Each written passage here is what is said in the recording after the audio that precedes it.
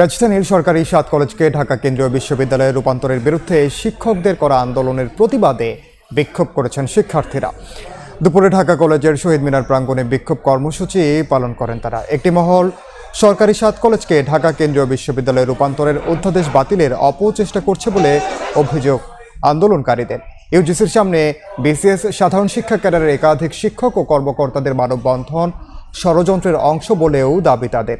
এ সময় প্রস্তাবিত ঢাকা কেন্দ্রীয় বিশ্ববিদ্যালয় গঠনে অবিলম্বে অধ্যাদেশ জারি করতে সরকারের প্রতি আহ্বান জানান শিক্ষার্থীরা। একটা বিশেষ মহল যারা কিনা এই শিক্ষার্থীদের বিরুদ্ধে দাঁড়িয়েছে এবং এই শিক্ষা সিন্ডিকেটের পক্ষে দাঁড়িয়েছে, তারা চাচ্ছে যে আমাদের এই তিতুমির সহ এবং অন্যান্য বাকি যে 6 কলেজ আছে তাদেরকে ন্যাশনাল নিয়ে যেতে চাচ্ছে। পরীক্ষা ছিল, পরীক্ষার হল থেকে তাদেরকে বলছে যে তোমাদের পরীক্ষায় পাশ করিয়ে দিব, তোমরা মানববন্ধনে যাও। কই এতদিন যখন আমরা আন্দোলন করলাম তখন তো তারা এই ধরনের কথা বলেনি।